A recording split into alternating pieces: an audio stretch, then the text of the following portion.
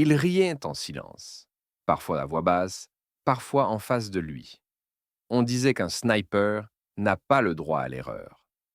Lui en avait perdu un œil. À 19 ans, il tirait avec une seule pupille derrière l'optique. Et pour ses camarades, ce n'était pas du courage, c'était une blague.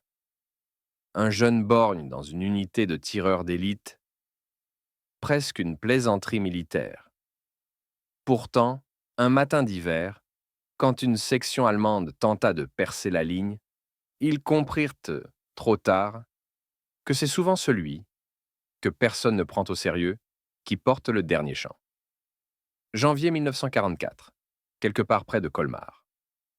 Le vent coupait les lèvres, la neige était fine, silencieuse. Comme si tout le front retenait son souffle. Il s'appelait Adrien Meunier, fils d'un menuisier de Haute-Saône. Jadis, il tirait sur des boîtes de conserve derrière la grange familiale, le fusil de son père appuyé contre l'épaule trop légère d'un gamin. Il voyait le monde avec deux yeux à l'époque, mais une mine d'entraînement, un simple éclat mal orienté, lui avait arraché l'œil gauche 3 semaines après son arrivée au front. On aurait pu le renvoyer à l'arrière, mais il avait insisté pour rester, pas par gloire, pas par bravoure, parce qu'il disait que viser de l'œil droit, c'était tout ce qu'il lui restait. La nuit où il rejoignit son groupe de tireurs d'élite, les regards ne firent pas semblant d'être discrets. Un borgne sniper. On aura tout vu. Qu'il compte pas sur nous pour le couvrir. On mise combien qu'il ratera sa première balle. Adrien ne répondait jamais. Il nettoyait son fusil lentement, avec méthode. Son œil intact brillait, un mélange de honte et de quelque chose de plus dur. Certains disaient qu'il tremblait, d'autres qu'il ne tiendrait pas une semaine. Ils n'attendaient rien de lui. Et c'est peut-être pour cette raison que personne ne fut prêt quand il devint leur seule chance de survivre. La veille de l'attaque, il ne parla presque pas.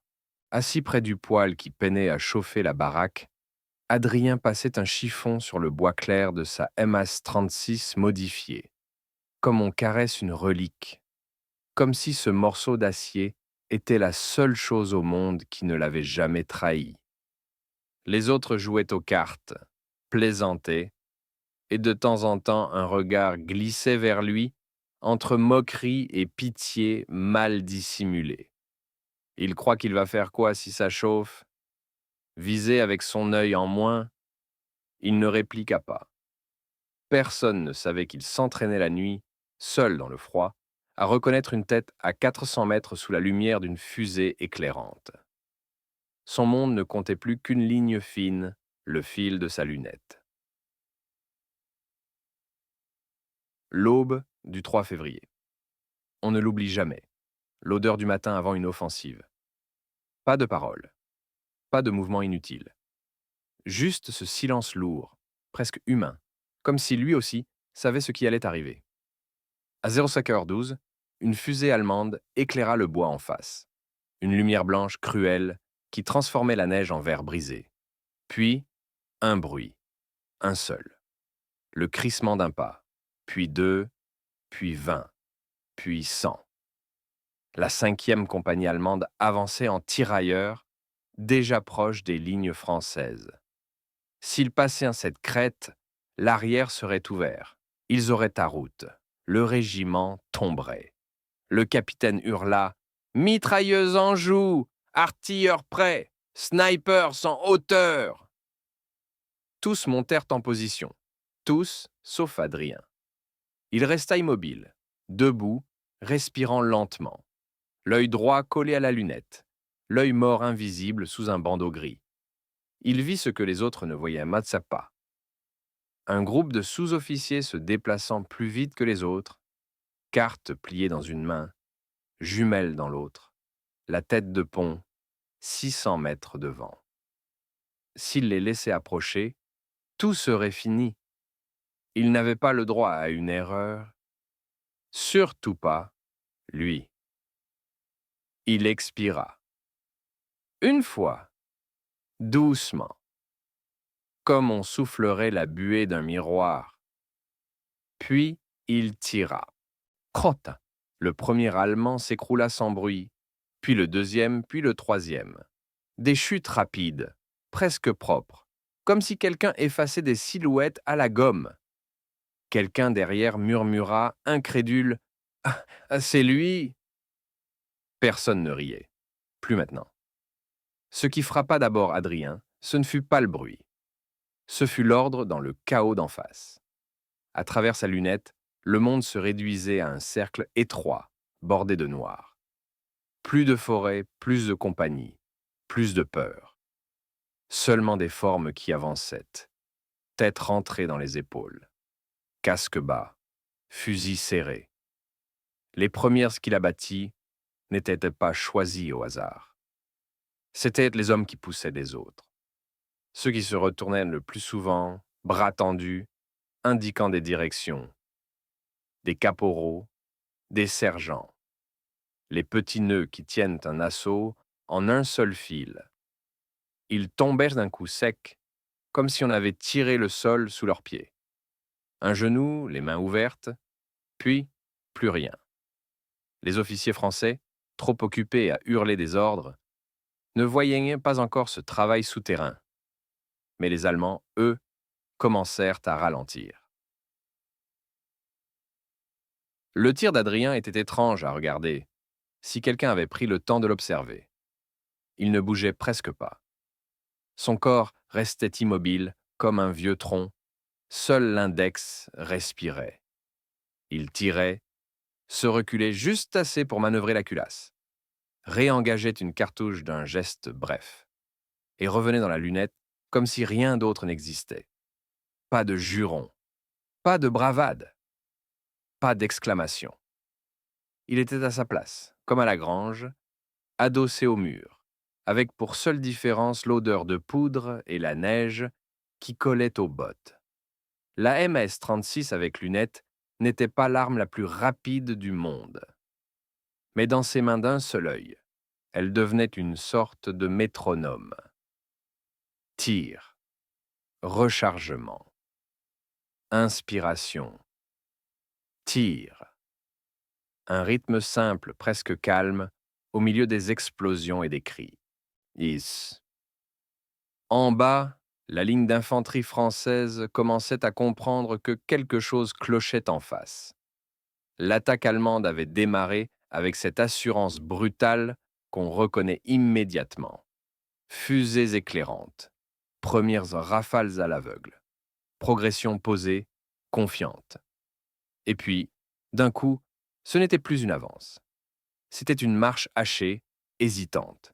Les groupes se stoppaient, reculaient, se reformaient.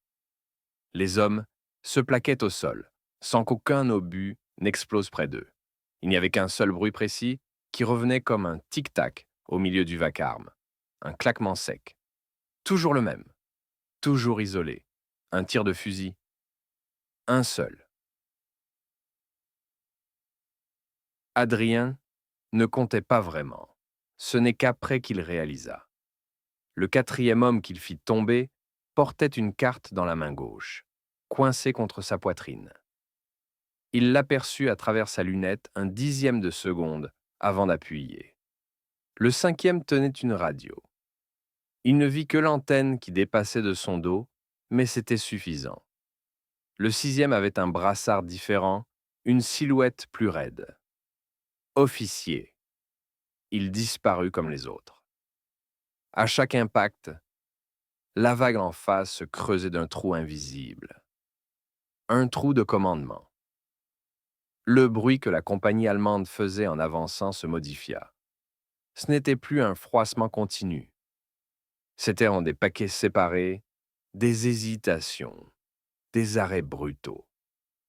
Les mitrailleuses françaises commencèrent enfin à parler. Les servants, ayant vu les silhouettes s'élever puis se recroqueviller sous les tirs d'Adrien, ouvrirent le feu à leur tour.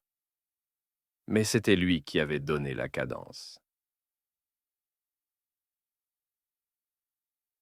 Au bout de quelques minutes, son épaule brûlait sous la crosse. Le froid avait disparu, remplacé par cette chaleur lourde qui vient quand le corps comprend qu'il n'a plus le droit de faiblir. Il n'entendait plus les ordres derrière lui, ni le claquement des propres armes de sa section. Sa vie entière était maintenant ce petit couloir de verre entre son œil et le monde. À un moment, il sentit une main se poser sur sa capuche. Une voix derrière lui, presque méconnaissable, tant elle avait perdu son ton habituel. « Continue, petit. Je ne sais pas ce que tu fais, mais continue. » C'était le sergent qui, la veille encore, l'appelait « notre mascotte borgne » en ricanant. Il ne riait plus. Adrien ne répondit pas. Il n'avait pas le temps de savourer. Dans sa lunette, une nouvelle silhouette venait de se redresser, croyant profiter d'un creux de tir. Une seconde de trop. Tir. L'homme se replia sur lui-même, comme si une corde l'avait tiré vers le sol. Les Allemands finirent par comprendre que le problème n'était pas une section, ni une pièce d'artillerie, mais un œil. Un seul, logé quelque part dans les ruines, introuvable, qui cueillait méthodiquement toute tête trop lente à se baisser. Une dizaine d'entre eux se regroupèrent dans un creux du terrain, puis lancèrent un sprint en éventail, espérant saturer le champ de vision de ce tireur fantôme. Pour la première fois, Adrien sentit monter une peur froide. Ils étaient trop nombreux à la fois. Lentement, mécaniquement, il calibra sa priorité. Les plus proches des sacs de sable. Ceux qui guidaient les autres de la main. Ceux qui portaient des charges plus lourdes. Son doigt fit le reste. 1, 2, 3, 4.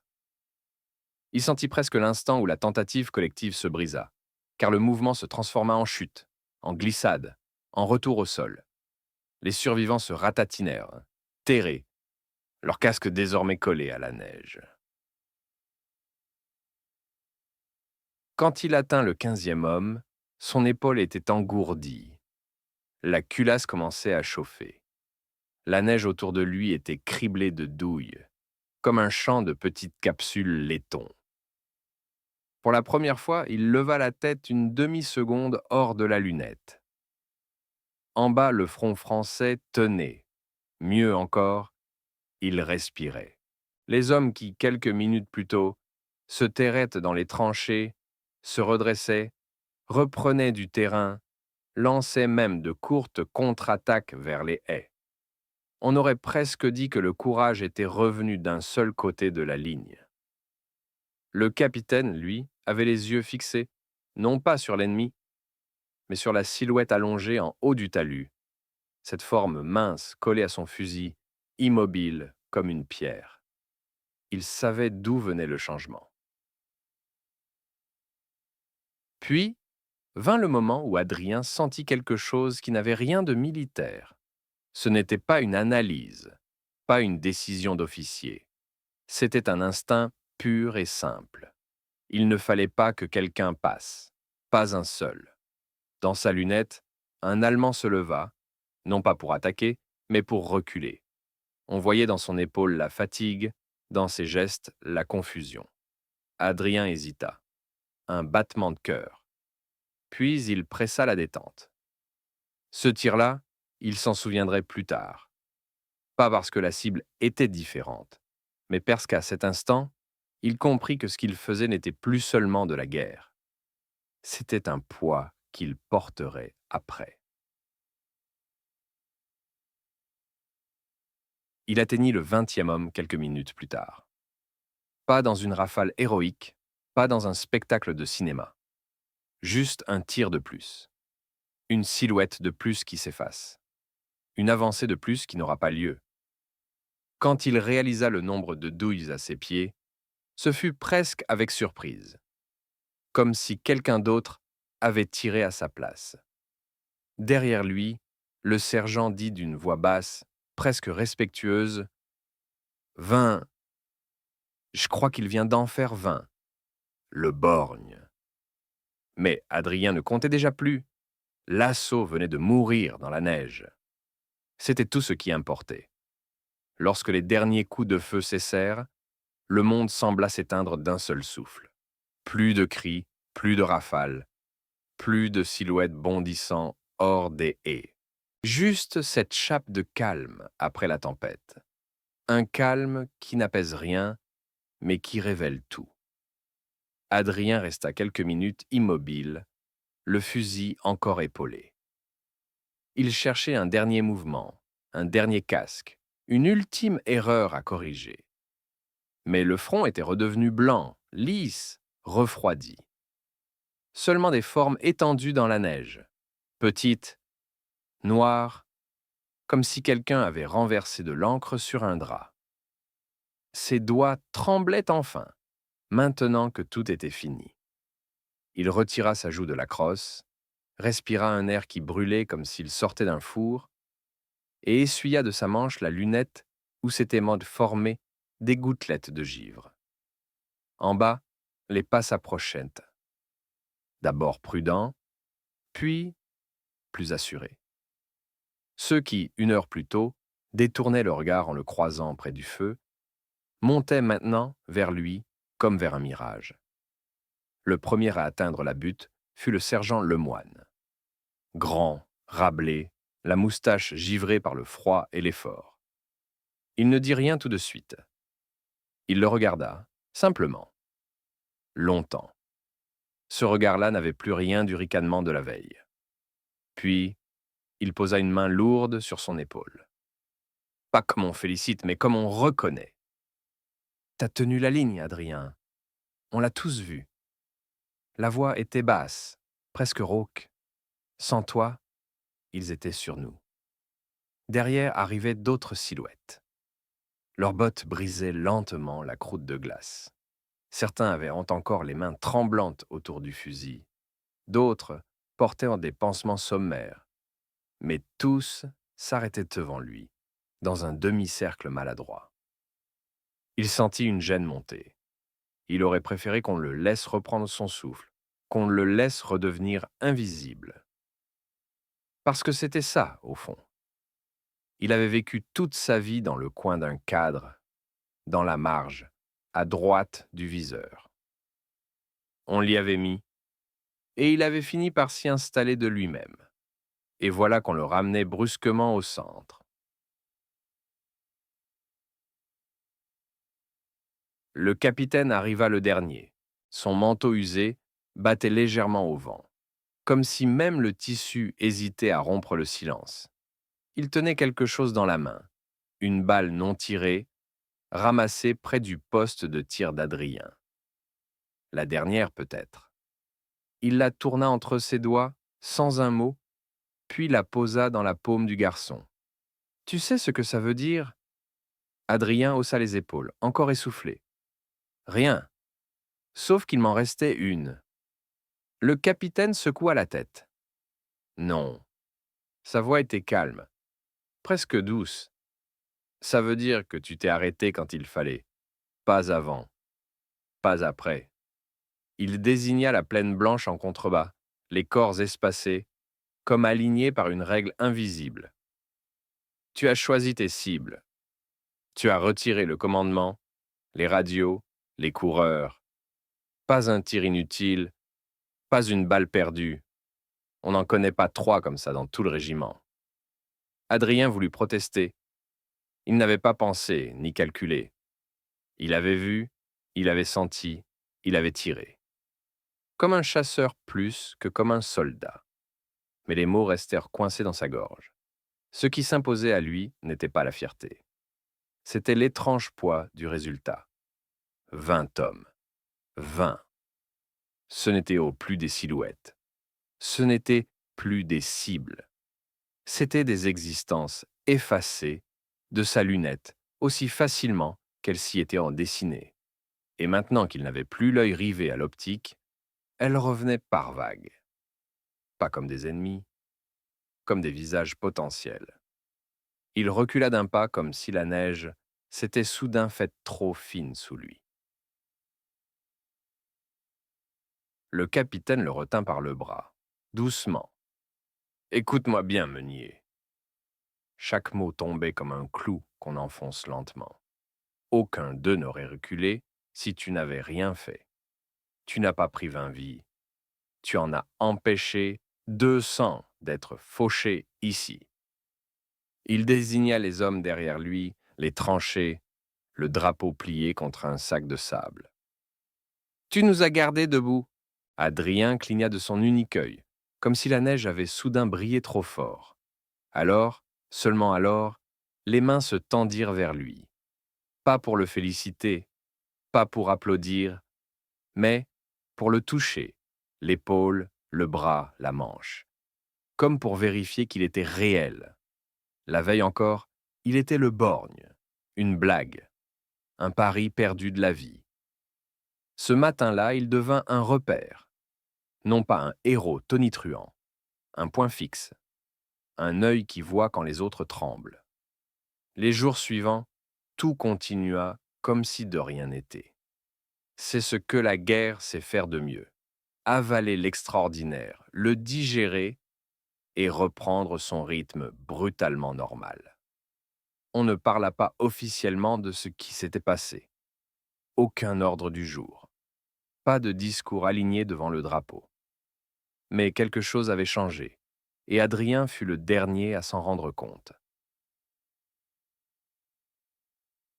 Le changement silencieux. Avant, quand il entrait dans un abri, on cessait parfois de parler une demi-seconde, le temps de lancer une petite remarque, un sourire en coin. Alors, l'œil de verre, tu vois mieux la nuit? Faut lui expliquer 2 fois. Il a qu'un côté qui fonctionne. Maintenant, les conversations ne s'arrêtaient non plus. On levait la tête pour lui faire un signe. On lui gardait une place près du poêle. On posait machinalement une gamelle de soupe en plus, comme si c'était devenu évident qu'il devait manger aussi, lui. Personne ne prononçait le mot merci. Les anciens n'aiment pas les grands mots. Ils se contentent de petits gestes. Un matin, il trouva sa crosse, de MAS 36 poncée, huilée, sans qu'il ait rien demandé. Quelqu'un y avait discrètement gravé, à l'endroit où la joue se pose. Pour l'huile qui reste. Il passa le pouce dessus plusieurs minutes, sans un son, comme s'il avait peur d'effacer la gravure.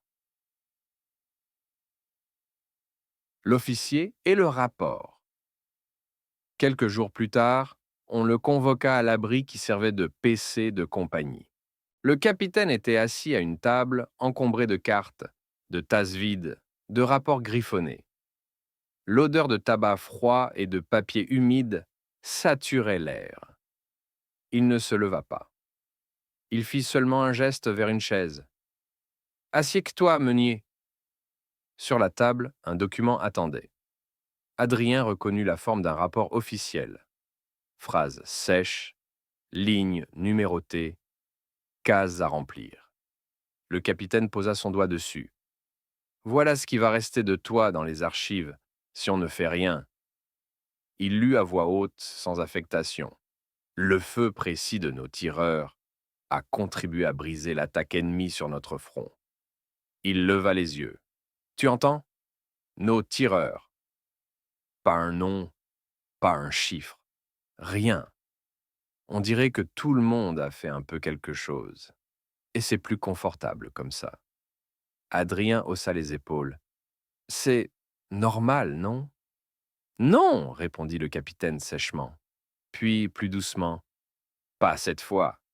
Il prit son stylo, ajouta quelques mots au rapport, une ligne à peine. Le tir du soldat Meunier Adrien, tireur d'élite, a neutralisé à lui seul un groupe de commandement adverse, estimé à une vingtaine d'hommes, désorganisant l'assaut. Il tendit le papier à Adrien. Lys, c'est toi ça, maintenant. Ça te plaît? Adrien parcourut les lignes sans vraiment les voir. Les mots, à lui seul, accrochèrent un instant son regard. Je ne suis pas sûr que ça me plaise, non. Sa voix était basse. Moi non plus, fit le capitaine. Mais C'est ce qui s'est passé. Il reprit le rapport, souffla dessus pour sécher l'encre. J'enverrai ça comme proposition de citation. On verra ce que l'état-major en fait. De toute façon, même si personne ne lit, nous, on saura. Il marqua une pause, puis ajouta, presque en aparté, tu sais, avant je me demandais ce que tu faisais encore ici, avec ton œil en moins. À présent, je me demande ce qu'on aurait fait sans toi. Ce que les autres ne voient n'attend pas. La nuit suivante, Adrien ne dormit presque pas. Il avait passé des mois à craindre le regard des autres. Cette fois, c'était leur regard qu'il redoutait de perdre. Il comprit alors une chose que les vieux avaient apprise depuis longtemps. Ce n'est pas la peur de mourir qui colle à la peau. C'est la peur de ne plus être utile. Le matin, au lieu de se sentir plus fort, il se sentit plus lourd. Chaque fois qu'il posait l'œil sur sa lunette, il y avait maintenant derrière le réticule ces silhouettes étendues dans la neige qui revenaient comme figées au moment précis où sa balle les avait trouvées. Il ne se souvenait pas de leur visage. Il se souvenait de la façon dont leur corps avait réagi. Une main qui se crispe, un genou qui fléchit, une arme qui tombe. Ce n'était pas du remords classique, plutôt une conscience aiguë de ce qu'on lui avait demandé de faire, de ce qu'il avait fait, mieux que les autres. Un soir, alors que tout le monde dormait, il sortit seul et s'assit contre un mur, son fusil à côté. Il leva son regard unique vers le ciel. On aurait pu croire qu'il parlait à Dieu. En réalité, il parlait à celui qu'il avait été avant, au garçon aux 2 yeux qui tirait sur des boîtes de conserve dans le champ derrière la maison. Tu voulais prouver quoi, hein? Le souffle faisait de petits nuages dans l'air glacé. Que tu pouvais quand même. Voilà, tu l'as fait. Tu es content. Il ne le savait pas.